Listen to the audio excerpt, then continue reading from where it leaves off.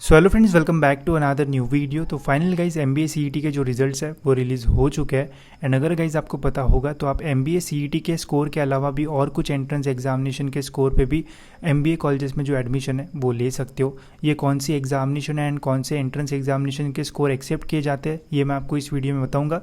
साथ ही में गाइज जो ऑल इंडिया कट ऑफ्स है वो कितना जाता है एंड कितने परसेंटाइल पे कौन सा कॉलेज आपको मिल सकता है ये भी मैं आपको इस वीडियो में डिटेल में बताऊँगा। तो वीडियो पूरा एंड तक देखते रहिए। एंड अगर आप चैनल पर न्यू हो तो सब्सक्राइब जरूर से कर लेना ताकि आपको एडमिशन प्रोसेस से रिलेटेड सारी जो इंपॉर्टेंट इन्फॉर्मेशन है वो मिल जाए। तो सबसे पहले गाइज मैं आपको ये बताता हूँ कि कौन सी एंट्रेंस एग्जामिनेशन का जो स्कोर है वो एक्सेप्ट किया जाता है CET सेल के तरफ से। तो इसके लिए गाइज मैं जो ऑफिशियल इन्फॉर्मेशन ब्रोशर है उसका यूज़ कर रहा हूँ। तो इसमें सारी जो इन्फॉर्मेशन है वो दी होती है। तो इसमें गाइज मेंशन है, सबसे पहले आप देख सकते हो ऑल इंडिया कैंडिडेट्स के लिए यहाँ पे मेंशन है कि अगर आप बैकवर्ड कैटेगरी से हो तो आपको 45% जो है वो रहना चाहिए ग्रेजुएशन में, ठीक है। अगर आपका ओपन कैटेगरी है तो आपका 50% जो है वो एग्रीगेट रहना चाहिए, ठीक है। इसके अलावा गाइज यहाँ पे क्लियरली मेंशन है the candidate should have obtained non-zero positive score in any one of the following examination, ठीक है। तो कौन सी एग्जामिनेशन है वो मैं आपको बता देता हूँ। तो CET सेल गाइज जो है वो कैट का जो स्कोर है वो एक्सेप्ट करता है। तो कैट तो बहुत सारे लोग देते हैं। फिर CMAT का भी जो स्कोर है वो एक्सेप्ट किया जाता है। जैट का स्कोर है वो भी एक्सेप्ट किया जाता है। इसके अलावा एटमा का जो स्कोर है वो भी एक्सेप्ट किया जाता है। मैट का स्कोर भी एक्सेप्ट किया जाता है एंड GMAT का भी जो स्कोर है वो एक्सेप्ट किया जाता है, ठीक है।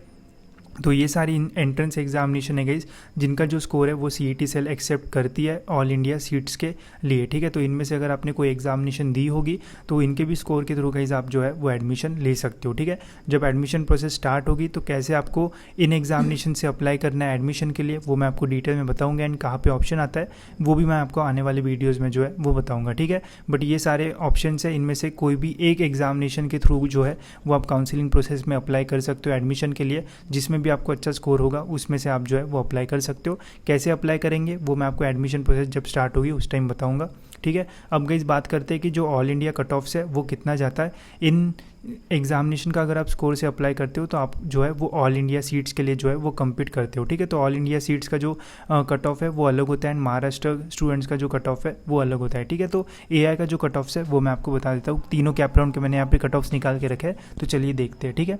तो सबसे पहले गाइस ये है कैप राउंड 1 का कट ऑफ। आप देख सकते हो जो JBIMS कॉलेज है जो कि one of the best college है पूरे महाराष्ट्र में, इसका जो कट ऑफ है गाइस वो गया था 99.98, ठीक है। जो रैंक है वो गया था 35, ठीक है। तो ऑल इंडिया में 35 रैंक पे JBIMS जो है वो फर्स्ट राउंड में क्लोज हो गया था रैंक, ठीक है। वही अगर हम सेकंड देखते हैं जो कि गई सिडनम, ये जो है वो 95 पे जो है वो क्लोज हुआ था 95 रैंक पे, ठीक है। 99.95 परसेंटाइल पे जो है वो कॉलेज क्लोज हो गया था फर्स्ट राउंड में। अब ऑल इंडिया में कितनी सीट्स होती है, कितना रिजर्वेशन होता है उसके ऊपर डिटेल वीडियो में बनाऊंगा, तो वो भी ज़रूर देख लेना, ठीक है। फिर नेक्स्ट है गाइस वेलिंगकर, ये भी कॉलेज बहुत अच्छा है। 170 कट ऑफ पे जो है वो फर्स्ट राउंड में कॉलेज जो है वो क्लोज हुआ था एंड 99.89 परसेंटाइल आप देख सकते हो यहाँ पे, ठीक है। नेक्स्ट है गाइस फिर यहाँ पे SIS, ये भी एक अच्छा कॉलेज है। पहले 3 कॉलेज का अलग ही एक हाइप है, मतलब जो नंबर 1 पे वो तो मतलब अलग सही है, बहुत बढ़िया कॉलेज है।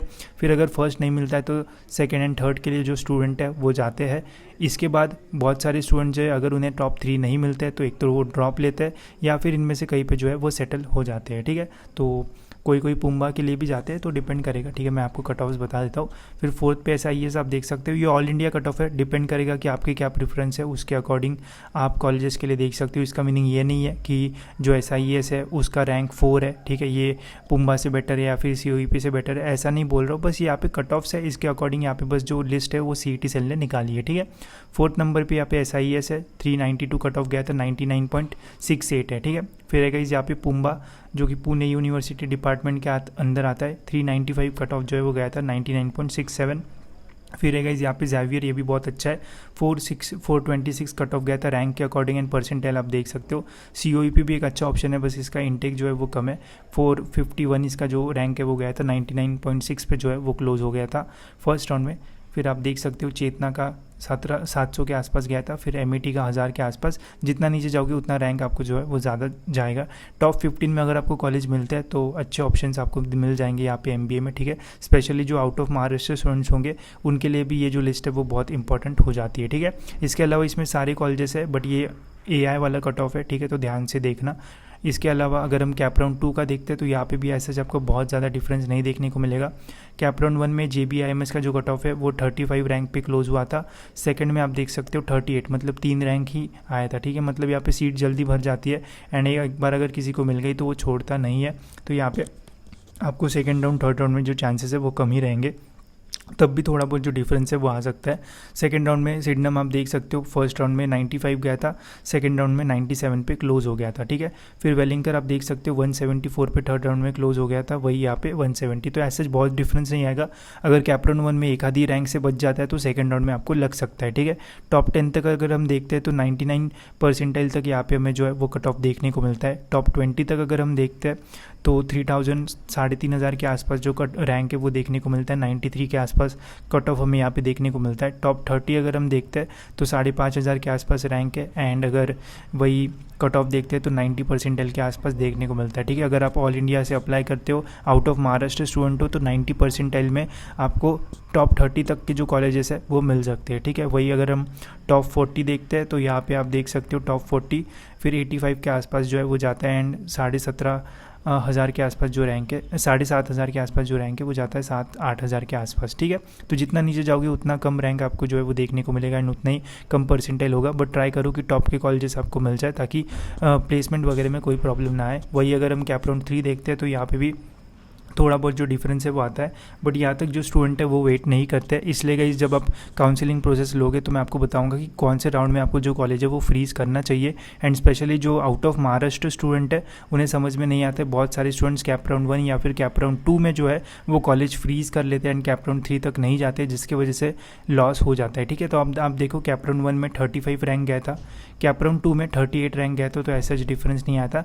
वही अगर किसी स्टूडेंट्स का 1-2 रैंक से बच गया होगा तो आप देख सकते हो कैप राउंड 3 में जो है वो JBIMS का 42 पे क्लोज हुआ था, ठीक है। मतलब ऑलमोस्ट 4 लोगों का और यहाँ पे बढ़ोतरी हो गई थी। तो हमें वेट भी करना पड़ता है। तो ये सारी चीज़ें हम काउंसलिंग प्रोसेस में कवर करते हैं कि कब आपको सारी जो चीज़ें है वो फ्रीज़ करना है, कैसे आपको ऑप्शन डालना है, ठीक है। जो टॉपर रहते हैं उनसे भी मिस्टेक हो जाती है ना, अच्छा कॉलेज जो है वो मिस हो जाता है।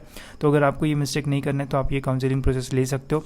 ये जो प्रोसेस है वो 17 जून से स्टार्ट हो जाएगी। अभी मैंने ब्रेक लिया है, ठीक है, एग्जाम्स है वगैरह उसकी वजह से। तो 17 जून से ये फॉर्म फिल से शुरू हो जाएगा। तो अब आप जो है वो फिल कर सकते हो। इसमें हम आपको कॉलेज से रिलेटेड सारी जो इंपॉर्टेंट चीज़ है वो बताएंगे एंड ये भी बताएंगे कि कैसे आपको कॉलेजेस को जो प्रेफरेंस है वो देना चाहिए, ठीक है। अब देखते हैं यहाँ पे थर्ड राउंड में आप देख सकते हो सिडनम में 97 था। थर्ड राउंड में यहाँ पे हमें और थोड़ा जो बढ़ोतरी है वो देखने को मिली, 104 तक गया था। तो जिसने वेट किया होगा उसको कॉलेज मिल गया होगा। फिर नेक्स्ट है गाइज 124 पे। फिर देखो गाइज यहाँ पे अभी थर्ड राउंड में कुछ कॉलेजेस जो है वो मिसिंग भी रहेंगे, क्योंकि अगर उनकी सीट्स भर गई होगी तो थर्ड राउंड में आपको जो है वो देखने को नहीं मिलेंगे, ठीक है। फिर आप यहाँ पे देख सकते हो डिपार्टमेंट है पुम्बा का 137, ठीक है। यहाँ पे आप देख सकते हो कितना डिफरेंस आया है। यहाँ पे था हमारा पुम्बा 216 एंड यहाँ पे आप देख सकते हो 137, ठीक है। तो कभी कभी थर्ड राउंड में कट ऑफ बढ़ता भी है एंड कम भी होता है। तो जिस स्टूडेंट को सेकंड राउंड में अगर अच्छा कॉलेज बहुत टॉपर वगैरह रहा, अगर उसको फर्स्ट राउंड सेकंड राउंड में JBIMS नहीं मिला तो फिर वो नीचे अगर कॉम्प्रोमाइज़ करता है तो फिर आपको रैंक जो है वो ऊपर भी जो है वो देखने को मिल सकता है, ठीक है। तो फॉर्म सही से भरना पड़ता है तभी जाके आपको अच्छा कॉलेज मिलेगा, नहीं तो अगर आप टॉपर भी हो तब भी आपसे मिस्टेक होगी तो फिर कॉलेजेस में जो है वो आपका लॉस हो सकता है, ठीक है। तो ध्यान से फॉर्म भरना पड़ता है। ये पूरी लिस्ट आप देख सकते हो, सारे कॉलेज इसमें मेंशन है। ये AI के कट ऑफ से अगर आप महाराष्ट्र कैंडिडेट हो तो आप MHT CET के जो महाराष्ट्र वाले कट ऑफ से वो देख सकते हो, ठीक है। उसकी लिंक आपको डिस्क्रिप्शन में मिल जाएगी एंड ये जो लिस्ट है वो मैं मेरे टेलीग्राम के ग्रुप पे डाल दूंगा, लिंक आपको डिस्क्रिप्शन में मिल जाएगी। ज्वाइन जरूर से कर लेना, वहाँ से आप इसका जो एक्सेस है वो फ्री में कर पाओगे, ठीक है। इसके अलावा गाइज एक ही चीज़ मैं आपको बोलूँगा कि चैनल को सब्सक्राइब कर लेना ताकि आपको टाइम पे सारे जो अपडेट्स है वो मिलते रहे, क्योंकि अगर आप अपडेटेड नहीं रहोगे तो आप एडमिशन प्रोसेस में कुछ भी चीज़ अगर आप मिस करोगे तो आपका अच्छा खासा जो लॉस है वो हो सकता है। तो ट्राई करना सब्सक्राइब करके बेल आइकन दबा दो ताकि आपको टाइम पे सारे जो अपडेट्स है वो मिलते रहे। तो मिलते गए जैसे ही और एक इन्फॉर्मेटिव वीडियो में, और अगर कुछ पूछना हो तो कमेंट्स में डाल देना, मैं उसके ऊपर भी जो वीडियो है वो बना दूंगा, ठीक है। तो मिलते गए जैसे ही और एक इन्फॉर्मेटिव वीडियो में।